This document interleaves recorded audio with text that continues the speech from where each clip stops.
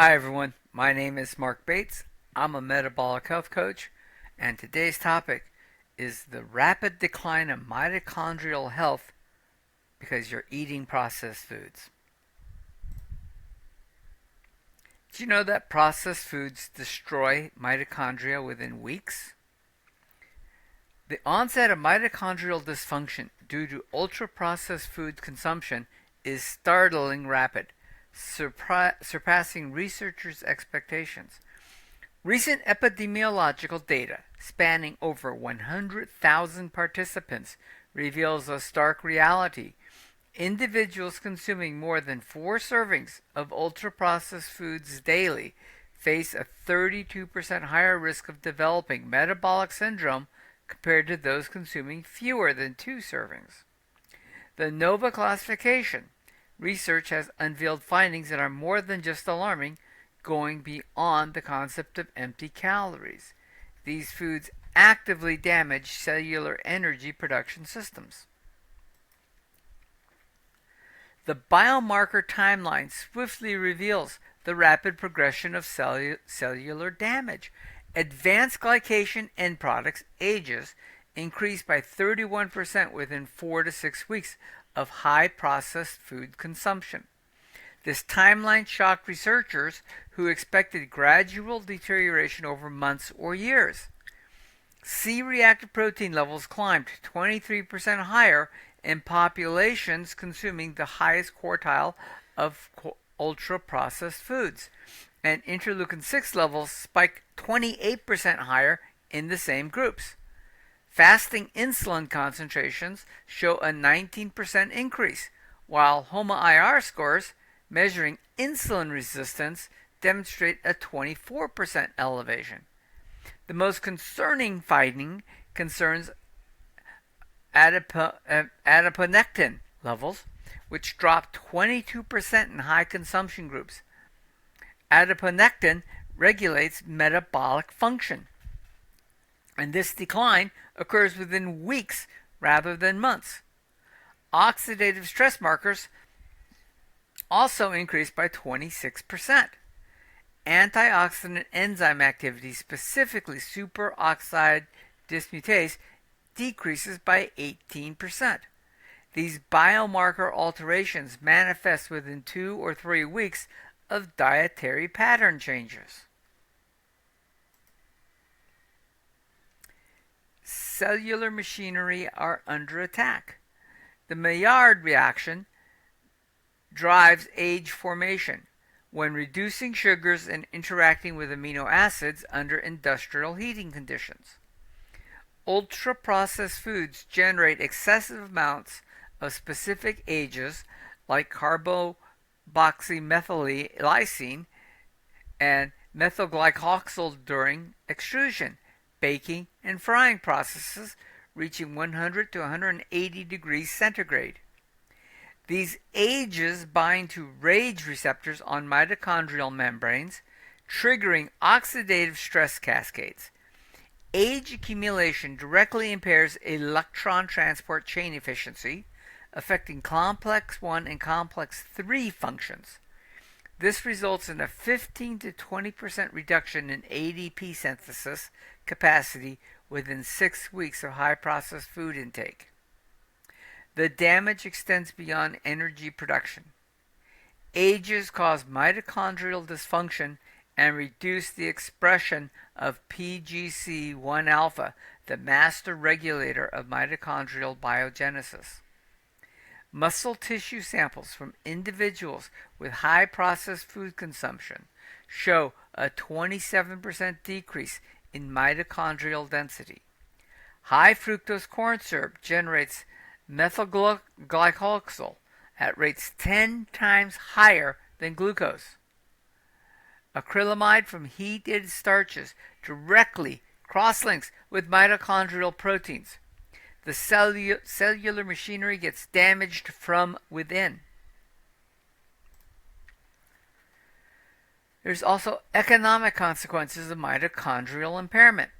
Healthcare expenditure data reveals the financial impact of cellular damage. Current estimates suggest that 68% of metabolic disease-related healthcare spending can be directly traced to processed food consumption patterns. This represents approximately 1.72 trillion annually in the United States alone. Individuals with compromised mitochondrial function require 2.3 times more diabetes management interventions. Average annual costs reach $16,750 compared to $7,200 for those with preserved mitochondrial health. Cardiovascular interventions show even more dramatic cost differentials. Patients with processed food-induced mitochondrial impairment average $23,400 in annual treatment costs versus $8,900 for those maintaining mitochondrial integrity. Mitochondrial dysfunction accelerates progression from prediabetes to full diabetes by 18 months on average. Work absenteeism rates climb 34% among populations with high processed food consumption, and disability claims increase by 41%. The total economic burden reaches approximately $2.8 trillion, including lost productivity and premature mortality costs.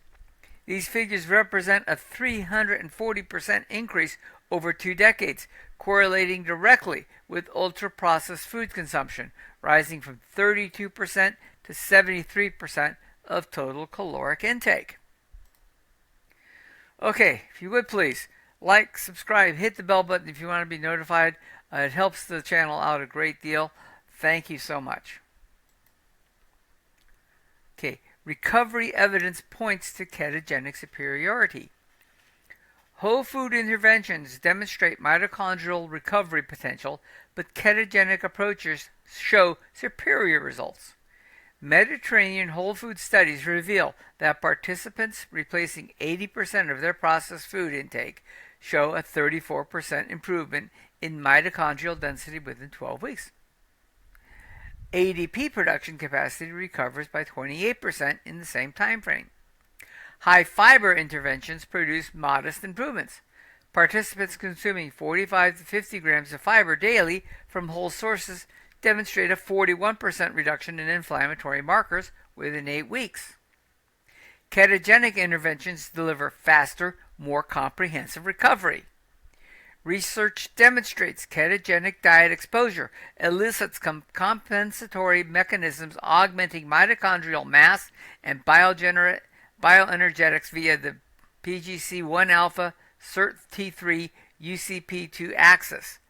Ketogenic approaches increase mitochondrial density by 20 to 30% within 4 to 6 weeks compared to 15 to 20% over 6 to 8 weeks with fiber-based interventions. PGC1 alpha expression increases more robustly with ketosis through direct AMPK and SIRT1 activation by ketones. Beta hydroxybutyrate acts as a functional analog of butyrate, providing mitochondrial benefits without requiring fiber fermentation. Phase-based recovery protocols. So clinical data reveals optimal recovery follows 3 distinct phases with specific biomarker trajectories. Phase 1. These are the first 14 days, focusing on toxic substrate removal.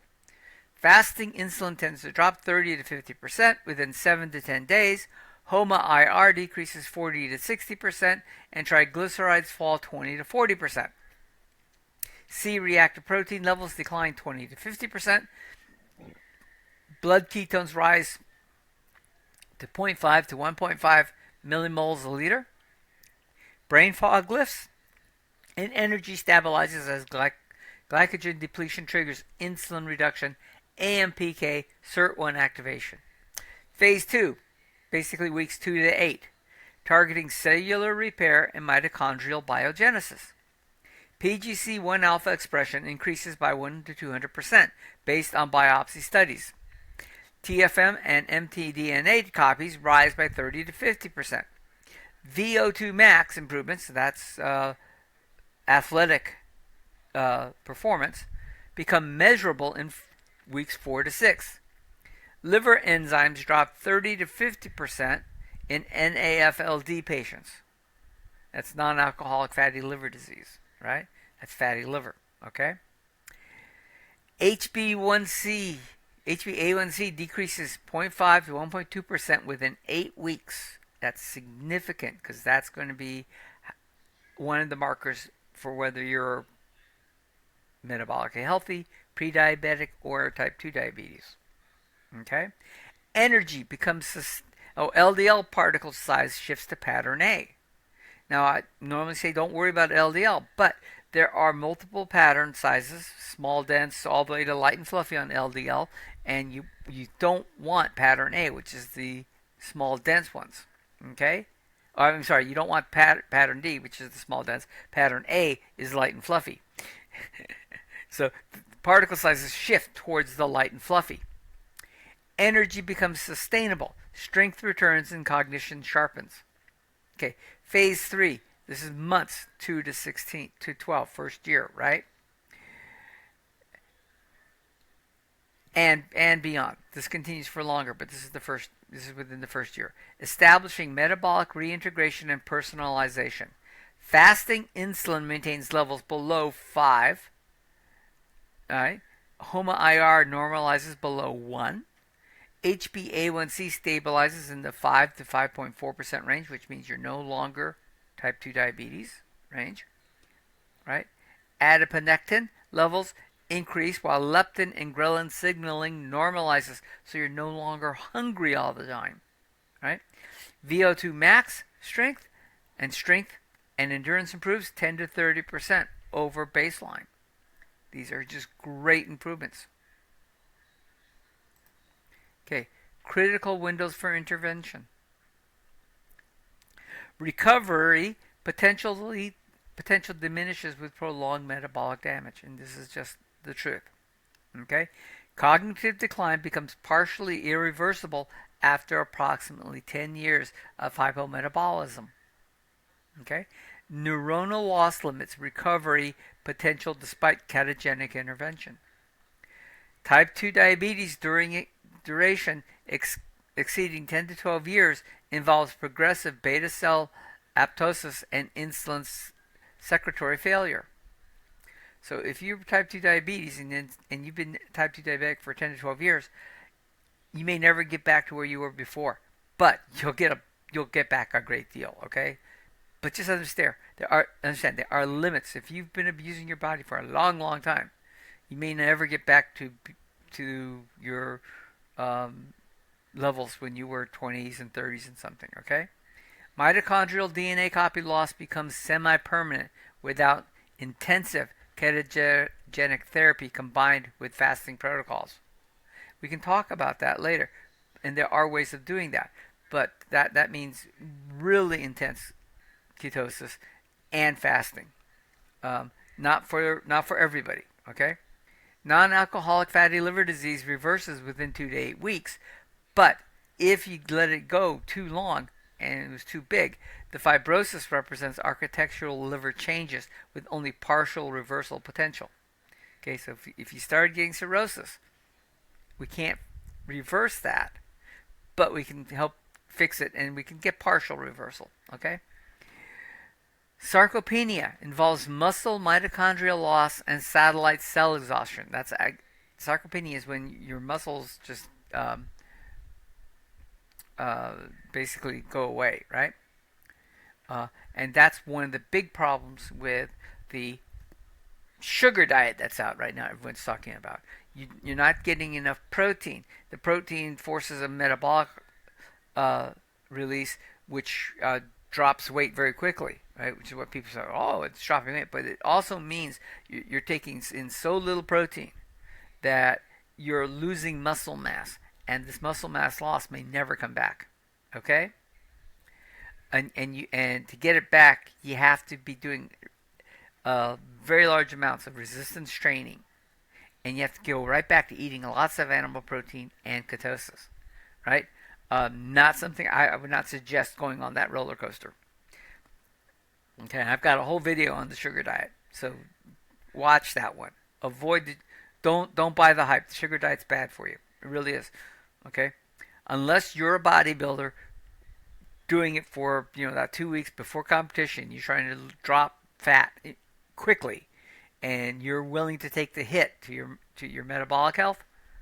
Avoid the sugar diet. Really, early intervention will restore mitochondrial integrity in the 80 to 90% case, right? 80 to 90% of cases, but if you let it go too long or you do it too hard on any of these things, or if you were type 2 diabetic for 20 years, don't expect to get 100% back. Okay? But you'll get 80 to 90%, and that's damn good. Delay past critical windows results in partial recovery at best. So remember, this is not something you want to pick up tomorrow. Not something you want to say, I'll do it next week, or I'll do it next month. No, you need to start doing this today. Okay? Implementation gaps in clinical practice. Translation from research to clinical practice faces significant obstacles. Okay, and this is why your doctor may not understand this stuff, and you may not. When you talk to your doctor, they may have a lack of insight into this. There's no standardized clinical tools that exist to guide patients through phase-based interventions using biomarker checkpoints. Your doctor just isn't trained in this, right? Most research focuses on skeletal muscle, liver, or blood biomarkers, lacking precise mitochondrial data from the brain, pancreas, and heart tissues. It's not something that they have tools to look at. Epidemiological data lacks nutrient level precision. Because remember, epidemiological means that they're relying on you to tell them what you ate last week, last month, or even yesterday, right? And those are always prone to error, right? And also, you may not get the times correctly and stuff. So there's a lot of context in here and insulin load issues that we just really don't know exactly how to deal with, because we just can't put people into laboratories and only force feed them based on a specific schedule, and then do biopsies on them, and because people don't like that idea of killing people to biopsy them. So there's all kinds of reasons why we don't have some of this stuff. Okay, but honestly, the issue is that we do know this stuff works. Sometimes we just don't know enough, and if you don't have some of this data, your doctor may not know it. Okay, precision nutrition tools remain calibrated for mixed or plant-based diets rather than ketogenic approaches. That's the other problem. We talked about getting blood tests, and when the laboratory sends it back to your doctor to review with you, it shows that you're in range. Well, you're in range for a sick person, maybe not for an optimal person trying to get healthy, right? So you got to keep that in mind. Machine learning-based clinical decision tools could adjust nutrition protocols as biomarkers improve. We're just entering that phase. But right now, until that really happens in a major way, what you need to rely on is having somebody who knows this area, is practiced in this area, and helps you adjust and work with your doctor. Okay? I.e., contact me. Non-invasive mitochondrial imaging methods need to be developed for tracking organ-specific regeneration. And we don't have a way of saying, okay, how's your mitochondria in your liver? How's your mitochondria in your kidneys? How's your mitochondria in your heart? It's very difficult right now. We don't have a real good way of tracking that. And public health questionnaires require a complete redesign to track mitochondrial function proxies like ketone exposure and insulin trajectories. I have a questionnaire I use with my clients that is pretty accurate, and it helps with determining what's going on in your cells. It's not It's not 100% accurate, obviously, because it's a questionnaire, but it's a good place to start. So talk to me about that if you'd like to know more about getting a cell blueprint test, or not a test, but a questionnaire, and have me evaluate it. Okay. Core clinical insight. Healthcare practitioners beginning to understand processed foods' metabolic impact need one fundamental insight. Consumption of processed foods drives the progressive collapse of mitochondrial function. Nutritional ketosis is the most effective known tool for reversing this process. And remember, your mitochondria produce the ATP, which is the energy in your cell, which drives your entire body. If it's like the engine, if your engine's dirty and collapsing and not working properly, your car's not going to go very far. Same thing happens with your cells, which means that your entire body is falling apart. Okay? Bottom line. Okay? Processed foods actively injure cellular systems through chronic insulation elevation, oxidative stress, and mitochondrial damage across organs. Every time you eat a processed food, it's just going to do some damage to you. The results creates a common root pathology underlying modern chronic diseases, impaired cellular energy metabolism. You hear me talk about this a great deal. Everything revolves around getting the cleanest burning fuel for your cells. Okay? And the cleanest burning fuels are ketones, which comes from eating a ketogenic diet. If you're getting your fuel as glucose, it's fuel and it does burn and it creates energy, but it's not clean burning. It causes cellular damage, and the more you rely on that as your energy source, the more stuff is building up, right? Think of it as burning a dirty gasoline in your engine. Gums and stuff form up, and even though you might have detergents in the gas, they can't clean it all, and eventually your engine starts to just fall apart. Well, the same thing's happening to your body if you're eating carbs, especially processed, ultra-processed foods. Okay? Moderation and generic healthy eating advice cannot fix this system. Okay? Eating in moderation just simply means you're taking in dirty fuel no matter what. You need to get a clean break. Especially if you've been eating dirty fuel for years, you can't just say, oh, I'll just only eat half as much. You're not getting rid of the crap that's in your body to begin with. You got to eat clean. Okay? Healthcare practitioners must stop viewing obesity, type 2 diabetes, Alzheimer's disease, fatty liver, and cardiovascular diseases as separate conditions. There are specialists for each one of these. You go to your general practitioner, and he says, oh, you have type 2 diabetes. Here's endocrinologist. Oh, you have Alzheimer's. We're going to send you to the brain specialist. Oh, you have fatty liver. I'm going to send you to this person. Oh, you have cardiovascular disease. Here's the cardiovascular surgeon. Guess what? It's all the same thing. It's all mitochondrial function. It's all metabolic disease. Okay? All have the same root cause, which is eating dirty fuel. And the way you fix it up is eating clean fuel. Okay? If you're really damaged parts, you might need to go to these specialists to fix those parts. But if you eat clean from the beginning, you don't have to worry about it. Or you start eating clean and have your system, your body's very regenerative. It will clean itself up over time. Okay? Give your body a chance. Okay. These represent a single system failure, the body's loss of access to its own stored energy, right? Reversing this failure requires restoring metabolic flexibility and mitochondrial density. Processed food uniquely destroys these systems. Ketosis uniquely restores them. Clinical action requires removing the food that broke the mitochondria and providing metabolic conditions that rebuild them. This insight bridges biochemistry, clinical outcomes, and real-world practice.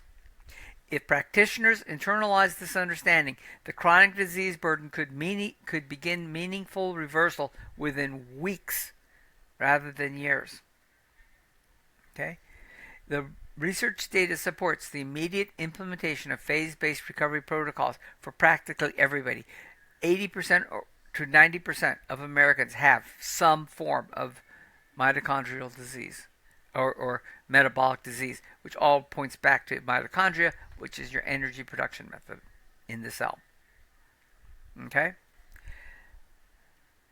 The economic incentives right now do not align with improved patient outcomes, and that's one of the problems. We need to get them aligned properly. Your doctor has to be incentivized to keep you healthy, not keep you sick. That's a whole nother area. There are several videos I have that talk about that. The missing element involves systematic clinical adoption of ketogenic metabolic therapy as a primary intervention tool because it goes to the root of the problem right at the cellular level, fixes your mitochondria, which fixes most of the problems you're having in your cells, which fixes your body. Because your body is made up of cells, and if the cells are broken, your body's broken. Okay? Mitochondrial medicine represents the next frontier in healthcare transformation. Thanks for watching. If you have any questions or any comments, leave them in the comment section. If you have any ideas for things you'd like me to expand upon or talk more about, or anything new, please leave them there as well. This is a community. I'm here to answer your questions. I'm here to help you guys. Let me know what you're looking for. Thank you very much.